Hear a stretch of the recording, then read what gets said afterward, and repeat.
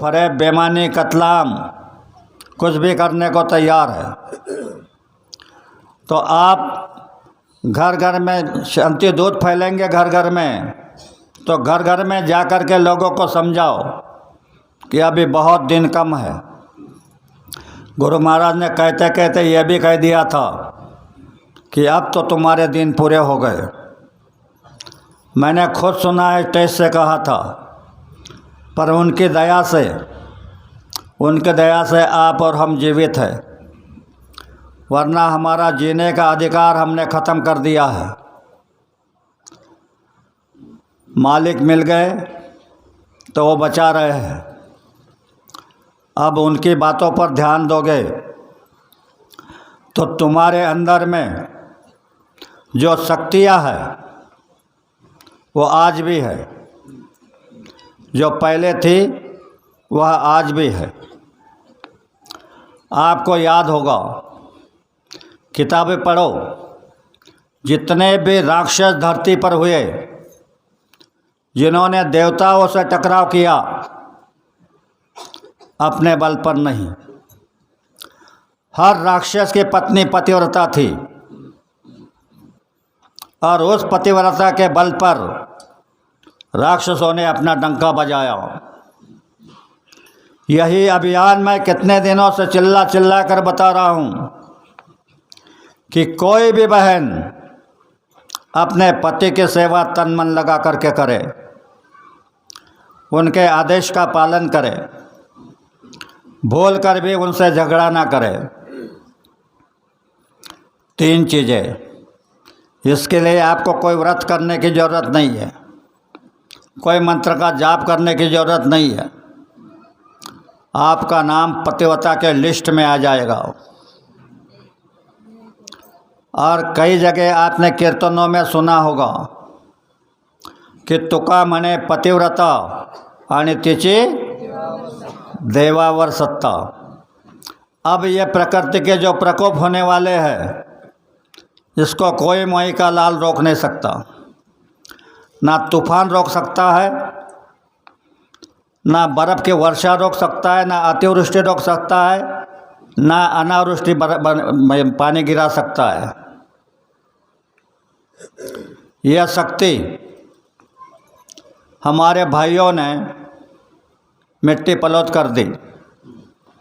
आज बहनों के अंदर वो धारा उतर रही है।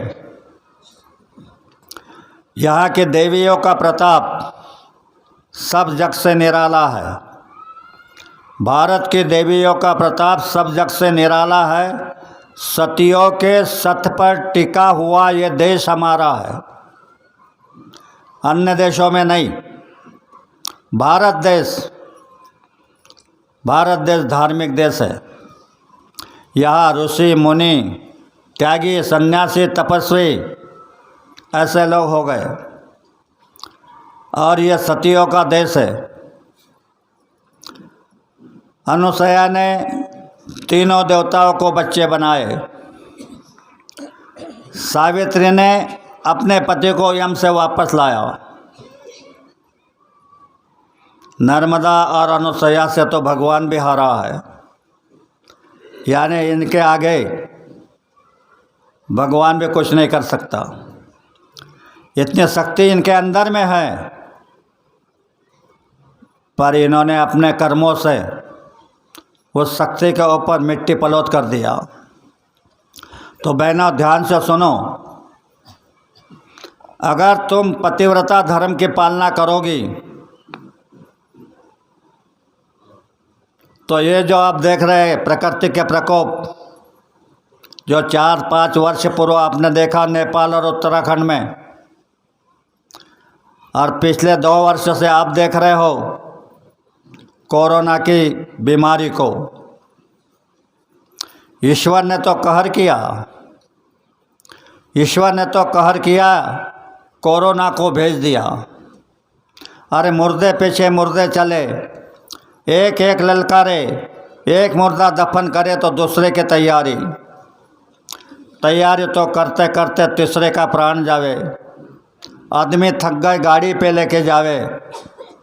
ऐसा समय आपके आँखों से सामने गुजरा है। बेटा बाप के पास नहीं पहुंच सका, पत्नी पति के पास नहीं पहुंच सकी, पशु के तरह फेंक दिए और जला दिए। कहा गया हमारा हिंदू धर्म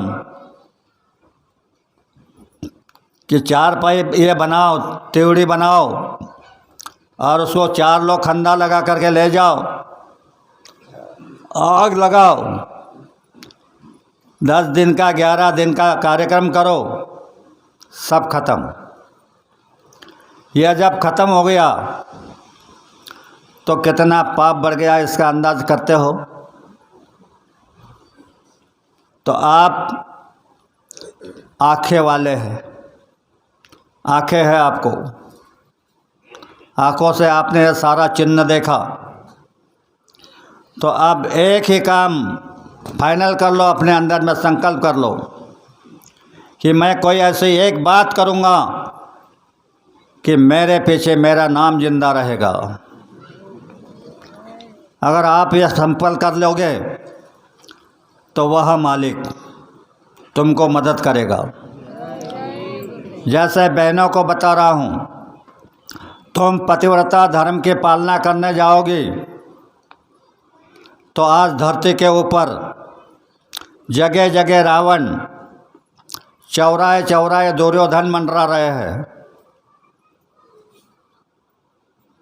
किसी की भी माँ बहन बहू बेटी सुरक्षित नहीं, और माँ बहनों की पहचान भुला दे, ऐसे नशीली चीज़ों का सेवन हो रहा है। तो आप पतिव्रता धर्म की पालना करने जाओगी तो राक्षस तुम्हारे ऊपर आक्रमण करेंगे, तो घबराने की कोई ज़रूरत नहीं। अगर कोई पापी अधर्म के रास्ते पे उतर आया, लाज बचाने का कोई सहारा ही ना हो, तो 10 बार उस मालिक से जय गुरुदेव नाम से पुकारो। उसी क्षण तुमको मदद नहीं मिलेगी तो बाबा जी को बाबा जी मत कहना। जोर में चिल्लाने की ज़रूरत नहीं, अंदर ही अंदर पुकारना। यह तो गुरु महाराज का आदेश है, और गुरु महाराज ने यह भी कहा है, ये मेरी बगल से नहीं लगा रहा हूँ। गुरु महाराज ने कहा है कि ए देश के देवियों, तुम हमारे पास आओ, हम आपको लक्ष्मी बना देंगे, हम आपको अन्नपूर्णा बना देंगे, हम आपको अनुसया बना देंगे। पर किसी बहन ने जाकर के ये नहीं पूछा कि ये बनने के लिए क्या करना पड़ेगा। जब गए तब संसार पूछा, मेरे को बेटा नहीं है बेटा दे दो, मेरे को मकान नहीं है मकान दे दो, सब संसार की चीज़ें मांगी। आखिर में गुरु महाराज ने कहा कि तुम्हारी बातें सुनते सुनते मेरे कान फट गए, तो मैंने एक दवा बनाई है सभी बीमारी के लिए। क्या दवाई है? शाकाहारी हो जाओ। शाकाहारी हो जाओगे तो बीमारी से बच जाओगे, बाकी दवाइयों से नहीं, दवाइयों से कुछ नहीं होगा, क्योंकि हर समय का कानून अलग अलग होता है। यह कलयुग है, इस कलयुग का कानून अलग है। कहते हैं जब नींव धर्म की हिलती है तो हस्ती खुदा से उतरती है। भूले जीवों पर रहमत की नज़र वो करती है। जो रूहे गुनाहों से दबी रहती, पास नहीं आती, डरती है, बुला करके पास उनको राह खुदाए चलाते, यानी धर्म के मार्ग पे चलाते। और जो काम दवा से नहीं होता वो काम दुआ से होता है, और ऐसे कामिल मुर्शिद मिलते हैं तो बात खुदा से होती है। तो इतना बड़ा दर्जा तो आपको मिलने वाला है, आप खुदा से बात कर सकते हो। आप बीमारी को दवा जगह जगह दुआ दे सकते हो मालिक से प्रार्थना करके। आप अगर ये चाहोगे कि मैं दुआ देना चाहता हूँ, तो मैं स्वामी जी के साक्षी में बता रहा हूँ, तुम निर्मल हो जाओ, तुम्हारे अंतःकरण में किसी प्रकार के ऐंठन मत रखो। तो तुम्हारी दुआ काम नहीं करेगी तो बाबा जी को बाबा जी मत कहना। करो प्रयास। कितने दिनों से सुन रहे हो, तो आपको मैं आज ये बता रहा हूँ कि यह तुम्हारा पिंड शरीर, इसमें धर्म का कोई पता नहीं। अधर्म ही अधर्म है और माया ही माया है। यह माया ओम ब्रह्म से पैदा हुई है। ब्रह्म भेद है अगम अपारा, गुरु बिन भेद क्या जाने नुगरा, बिन देखे का करे पुकारा, डूब मरे भव सागर में कभी न उतरे पार। पार पड़े कोई बिरला, तो कौन? पार पड़े कोई बिरला जो सद्गुरु लगन लगाए, जो सद्गुरु से प्रेम करे, सद्गुरु के ऊपर न्यौछावर हो जाए, वह पार होता है। वरना ये माया जाने नहीं देगी, आपको तो बिल्कुल जाने नहीं देगी, क्योंकि आपके पीछे संसार पड़ा है। आप इसको छोड़ने को तैयार नहीं। मैं पहले एक उदाहरण देता था कि ये माया कैसी है। ये माया, गुरु महाराज ने कहा कि ये छाया है और तुम छाया के पीछे दौड़ रहे हो। तो उदाहरण देता था मैं कि तुम्हारी छाया पड़ रही है आगे और तुम उसे लांघने के लिए दौड़ रहे हो कि इस छाया को लांघ लेंगे। तो लांघ सकते हैं? नहीं लांघ सकते। फिर क्या करना पड़ेगा? उलट जाओ। तुम उलट गए तो छाया पीछे हो जाएगी और तुम जिधर जाओगे उधर छाया आएगी। उसी तरह ये दौलत से मुख मोड़ लो। इससे मुख मोड़ लोगे तो ये तुमको कहोगी हमसे कुछ काम कर लो, हमारा कुछ उपयोग कर लो। ये तुम्हारे पीछे दौड़ेगी। लेकिन जब तक तुम इसके पीछे दौड़ोगे तब तक ये तुम्हारे हाथ आने वाली नहीं है।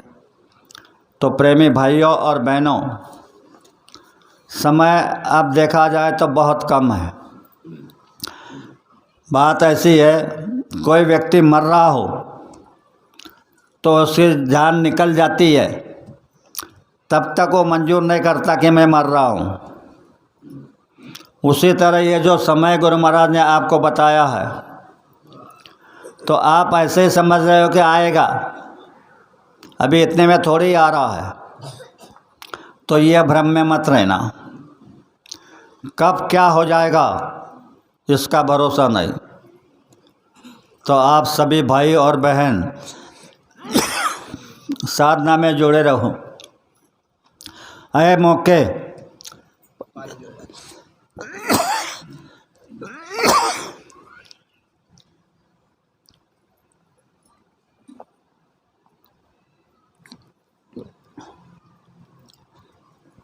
मालिक ने इस गांव को चुना है। इसी गांव में साल में 2 बार साधना शिविर लगता है और इस पूरा गांव, ऐसा नहीं कि 2-4 लोग, यह पूरा गांव जुट जाता है और इस कार्यक्रम को पार करता है। तो मैं आपको यह समझा देता हूँ कि चाहे जितना भयानक समय आ जाए, यह गांव किनारे से नहीं बच जाएगा तो बाबा जी को बाबा जी मत कहना, क्योंकि कर्म प्रधान है। इनके कर्म जो है, छोटे मोटे झगड़े होते हैं वो बात अलग, क्योंकि इंसान है, इंसान को पूरी बातें तो समझ नहीं आती, फिर भी यहाँ पर झगड़ा झंझट नहीं होता है।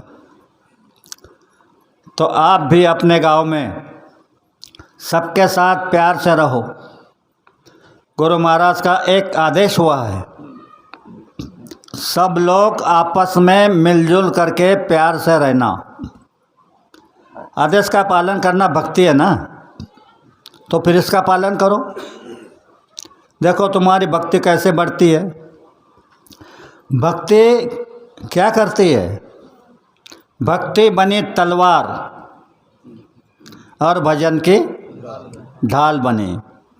भजन कहा आपको, और भक्ति गुरु आदेश का पालन। गुरु आदेश का पालन कर लिया तो यह तलवार हो गई, इंसानों को काटने के नहीं, तुम्हारे कर्मों को काटने की। और भजन की ढाल, तो तुम जो भजन कर रहे हो तो कठिन समय में यह भजन तुम्हारे ऊपर छत्र बन जाएगा, ढाल बन जाएगी। इसीलिए भजन भजन भजन बताया जा रहा है। पर बार बार समझाने से लोग समझते हैं कि ये बार बार समझा रहे हैं, जिससे हमें कोई प्रमोशन मिलता है ये नहीं, लेकिन भाइयों के समझ में आ जाए इसलिए हर वक्त समझाता है। तो आप भजन पे जोर देना, सुमिरन पे जोर देना, ध्यान पे जोर देना। जब आपको कुछ काम नहीं हो तो सीधा सुमिरन जारी रखना। ये 4 धनी जो है पहले, तो यह 4 धनी तुमको जो चीज़ें लगने वाली है धरती के ऊपर उसको पूरा करते हैं। उनको इसी के लिए स्थानों पर बिठाया है। और ये माया भी तुम जो चाहते हैं वह तुमको देती है। ये जो 4 खाने निर्माण हुई तो उसमें 30 लाख स्थावर खान माया ने बनाई। पेड़ पौधे, फल फ्रूट, दवाइयाँ, अनाज, ये माया ने बनाया है। 30 लाख स्थावर खान और 27 लाख उखमच खान शिवजी ने बनाई। कितने हुए? 57। 14 लाख अंडज खान विष्णु ने बनाए। हाँ, तो और ब्रह्मा ने 9 लाख जल के जीव और 4 लाख जारस खान बनाई। ऐसे 4 खाने 84 लाख योनियों का चक्कर बना दिया और कर्मों का विधान बना दिया। यह कर्म करोगे तो यह सज़ा मिलेगी, वो कर्म करोगे तो यह सज़ा मिलेगी। तो सबको कर्मों के बोझे से दबा दिया। अब कोई भी माई का लाल अपनी शक्ति से यहाँ से छूट नहीं सकता। उसे यही जन्म मरण के चक्कर में रहना पड़ेगा। लेकिन अगर मालिक के चरणों में न्यौछावर हो गए तो ये जाल कुछ नहीं कर सकता, चाहे जितना जाल बिछा दे, तुम इसके बंधन में नहीं आओगे। लेकिन लालच में आ गए। मैं देख रहा हूँ कि कितने अच्छे अच्छे लोग लालच में आ रहे हैं।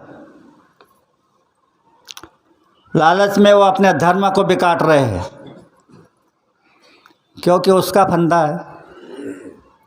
उसके फंदे को काटने के लिए गुरु की ज़रूरत है। और ये लालच वाले तो गुरु को छोड़ करके दूसरी ओर जा रहे हैं। तो हाथ जोड़ता हूँ, लालच बुरी बला है, कभी भी लालच मत करना। तुम्हारा प्रारब्ध बन चुका है, प्रारब्ध के हिसाब से तुमको सब मिलेगा। लेकिन बुरे कर्म कर दोगे तो प्रारब्ध में भी कमी हो जाएगी।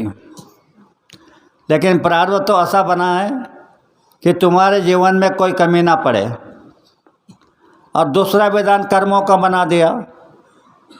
उसने इतना बड़ा जाल खेला है कि किसी के समझ में नहीं आता।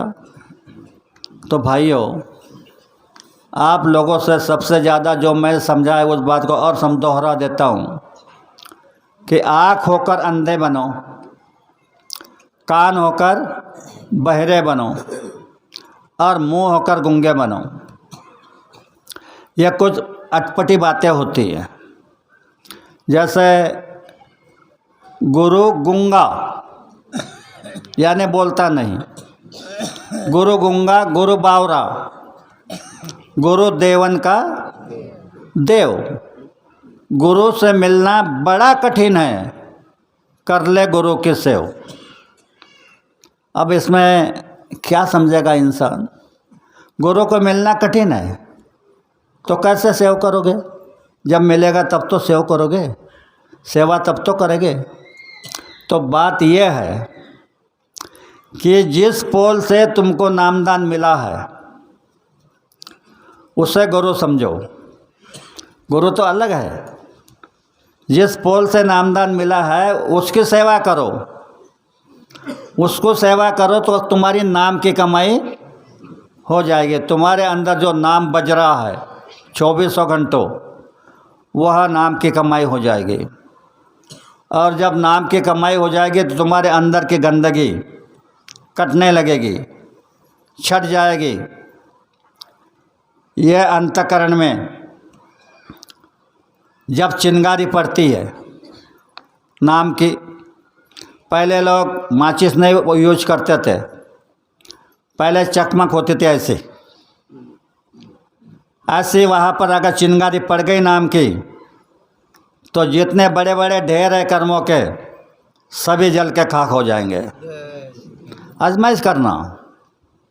और आज मैं आपसे प्रार्थना करता हूँ कि ये 2 बातें आपके सामने रखी। ज़्यादा बोलो तो ध्यान में नहीं आएगा, नहीं तो हमारे सत्संगी कहते हैं मैं 5 घंटे बोलूँगा, मैं 4 घंटे बोलूँगा, मैं 3 घंटे बोलूँगा, तो सुनने वाले के ध्यान में नहीं आएगा और बोलने वालों को भी मालूम नहीं होगा कि मैं क्या बोला। तो इसलिए हर रोज़ थोड़ा थोड़ा थोड़ा थोड़ा मैं आपको समझाते रहूँगा मेरी औकात से, गुरु से दया लेकर के। तो आपको बड़े प्यार भरा जय गुरुदेव।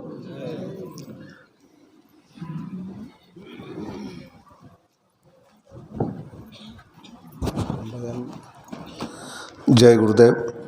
अभी एक राष्ट्र वंदना होगी।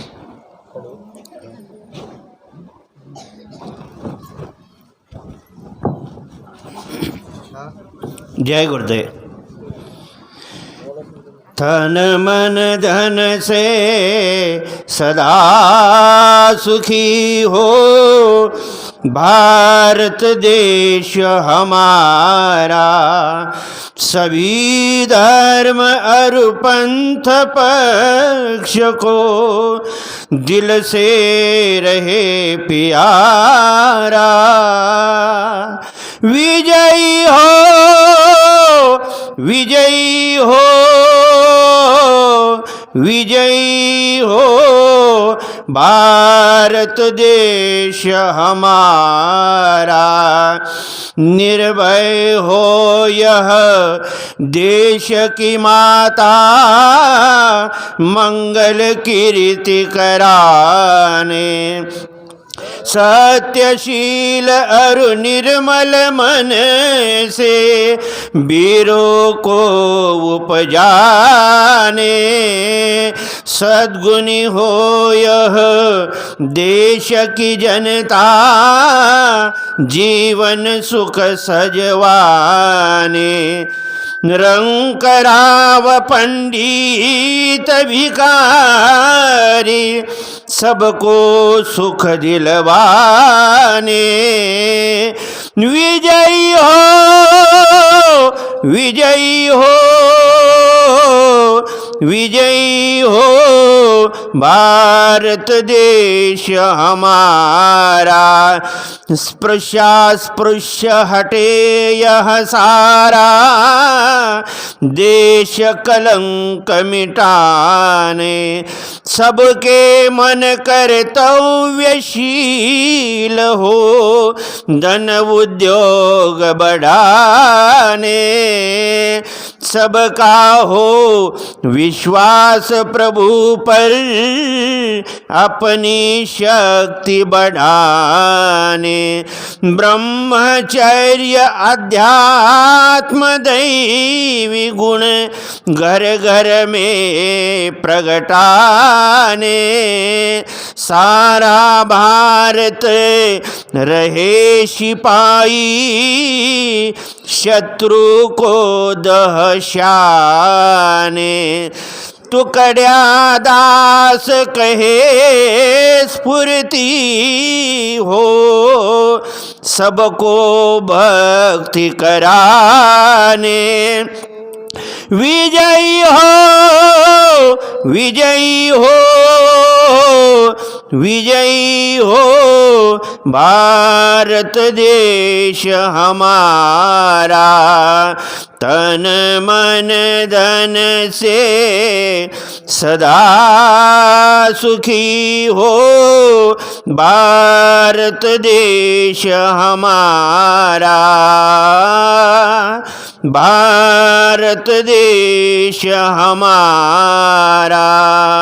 जय गुरुदेव, जय गुरुदेव।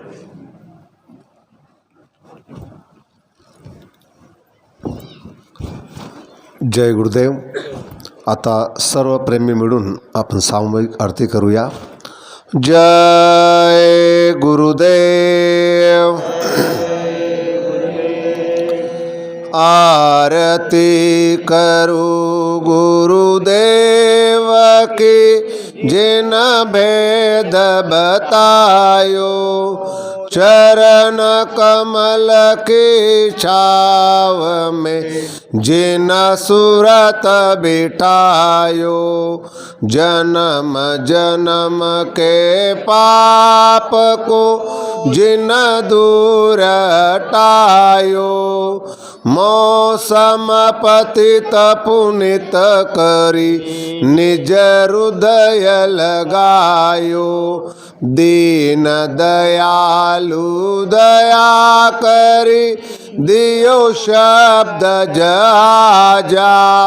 सूरत चढ़ी आकाश में धरी अनद नादा, सूरत चले निज लोक में मन परम उल्लासा, सतगुरु मिल गए राह में लिए परम प्रकाशा, अभिनंदन निज लोक में करे किन्नर देवा, भाग्य सराय सूरती कर लावे बहु सेवा, काल कर्म के पास से लियो जीव बचायो, गुरु दयाल दया करी निज घर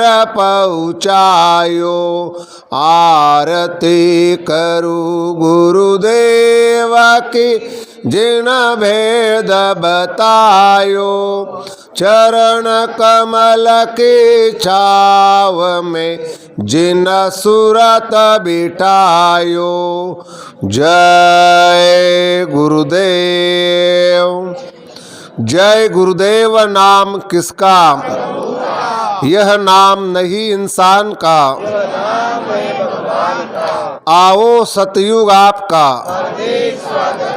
बाबा जी का कहना है तो प्रेम से बोलो। सभी प्रेमी भाई बहनों को पहले चीनी का